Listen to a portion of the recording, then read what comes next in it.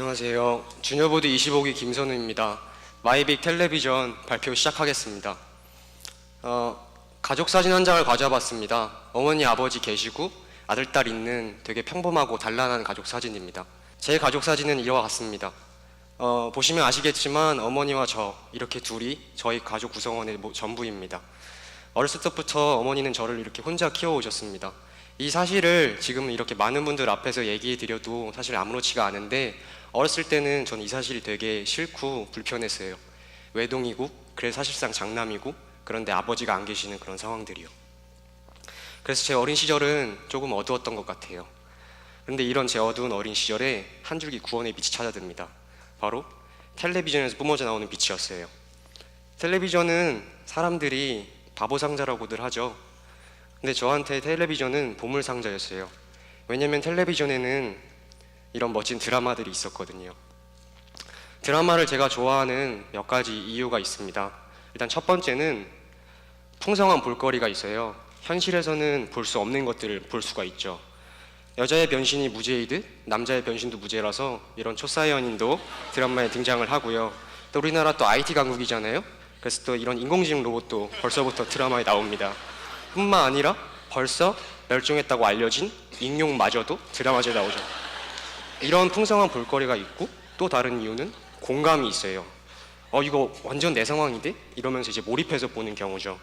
제 이름이 김선우잖아요. 그래서 짐작하셨겠지만 응팔의 선우를 한번 가져와봤어요. 보시면 일단 이름이 똑같고요. 그 다음에 어머니 사는 것도 똑같고, 공부를 잘하는 것도 똑같고, 심성이 착한 것도 똑같고, 심지어 생긴 것도 똑같죠. 뻔뻔하죠? 이런 이유들로 제가 드라마를 좋아하는데요. 사실 더 중요한 이유가 하나 더 있어요. 결핍이 많은 제가 드라마를 좋아할 수밖에 없는 이유도 있거든요. 그 이유는 바로 주어진 어떤 결핍 같은 상황들을요, 그대로 보지 않는 드라마 주인공들의 남다른 시선이었어요. 가령 이런 거예요. 라면은 일반적으로 건강에 안 좋은 음식이라고 하죠. 근데 제가 초등학생 때 봤던 천생연분이라는 드라마 속에는 라면이 조금 다른 의미예요. 이런 말을 하거든요, 권호준이. 혹시 알아? 정신 건강에는 좋을지? 먹고 싶은 거 마음대로 먹는 것만큼 사실 정신 건강에 좋은 게 없잖아요. 그런 면에서 저는 이 말이 되게 저한테는 대사 한 줄이 아니라 크게 와닿은 어떤 개념으로 다가왔어요. 그러니까 결핍을 상징하는 음식이 건강에 좋을 수 있는 음식이 돼버린 거죠. 이런 것도 있어요. 절벽 끝. 일반적으로 가장 벼랑 끝 하면은 위태롭고 가장 위험한 상황을 상징적으로 드러내주는 말이잖아요. 그런데 그 바보에서는 이런 말을 합니다. 아래로 떨어질 수 있다. 이렇게 마음 먹으면 절벽 끝이 다이빙 때가 될 수도 있다. 생각을 해보면 다이빙 때는 우리가 인공적으로 만들어 놓은 절벽 끝이죠. 근데 우리는 실제로 절벽 끝에 서면은 스릴을 그런 생각을 안 하잖아요. 왜 여기까지 오게 됐나? 절망밖에 생각을 안 하죠. 저는 이런 관점에 대한 차이, 이런 것들도 되게 드라마 속에서 발견할 수 있었고요. 또 에빌은 그냥 직역하면 악마라는 뜻이죠. 근데 마왕 속의 에빌은 좀 의미가 다릅니다. 드라마 마왕 속에는요, 주지훈이 악마처럼 산다고 되게 주위 사람한테 비판을 받거든요. 가족이 복수를 꿈꾸며 하루하루를 살아가거든요. 근데 주지훈이 극중에 신민아한테 이런 대사를 해요. 에빌이라는 어떤 단어를 뒤집으면 리브, 산다라는 뜻이 된다라고요. 그러니까 악마라고 다른 사람한테 지칭을 받아도 주지훈 자신한테는 그게 유일한 삶이잖아요. 그러니까 치열하게 살 수가 있는 거죠. 에빌이라는 되게 결핍의 덩어리 혹은 선의 결여, 그러니까 결핍밖에 들어갈 수가 없는 단어가 산다라는 뜻이 들어갈 수 있다는 걸 또한 전 드라마를 통해서 알았습니다. 이런 것들 되게 멋있는 말들이죠. 이런 말들은 드라마니까, 극이니까, 그래서 가짜니까, 그래서 가능한 정신승리 같은 것이고 그거의 부산물 같은 것일까요? 저는 이런 주인공들의 기본적인 태도를 미생의 어떤 한 대목에서 발견을 할 수가 있었어요. 미생 속 장글에 다들 아시죠? 7살 때 바둑을 시작을 하고요. 용돈을 못 주는 편찮으신 어머니가 계시고, 청년 시절에 아버지를 여의고요. 그래서 알바와 바둑을 병행하다가 결국에는 좋은 기재에도 불구하고 입단을 실패하고요. 바둑 인턴으로 들어간 어떤 회사에서는 자격증 하나 없는 이 시대의 보기 드문 청년이라는 비아냥까지 듣죠.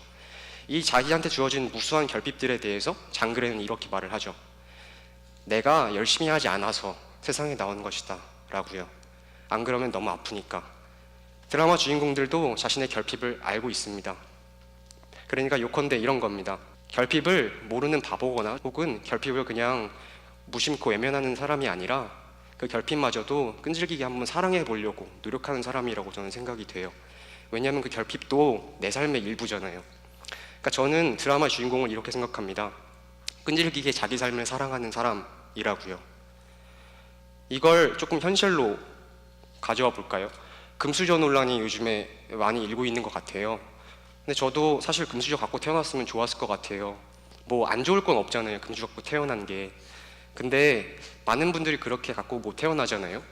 그래서 제 생각에는 그 금수저를 갖고 태어났으면 하는 그런 마음의 한 반만큼이라도 우리가 마음을 써야 하는 건 지금 우리가 들고 있는 지금 수저가 아닐까 생각을 해요. 우리가 들고 있는 지금 내 삶이요. 내 삶을 끈질기게 사랑하고요. 그래서 놓지 않고요. 결국엔 끝내는 내가 내 삶의 주인공이 돼버리는 것.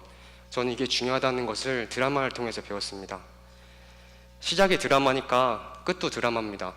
그들이 산 세상은 드라마에 대한 드라마입니다. 드라마 제작국에 대한 얘기를 다루고 있거든요. 이 드라마의 마지막 화에는 이런 말이 나옵니다. 우리가 아무리 아름다운 드라마를 만든다고 해도 우리가 사는 지금 이 세상만큼 아름다운 드라마를 만들 수는 없을 것이다 라고요. 그러니까 드라마는 그들이 사는 세상을 통해서 우리가 사는 세상이 아름답다라고 말하고 있는 어떤 이야기들이라고 저는 생각을 합니다. 그래서 끝으로 여러분도 하루하루가 되게 버겁고 때로는 고단할 수가 있으시겠지만 그걸 참고 견뎌서 끝내 놓지 않으셔서 꼭 전체적으로는 아름다운 그게 주인공들이 되셨으면 합니다. 이상 마이빅 텔레비전 발표 마치겠습니다. 감사합니다.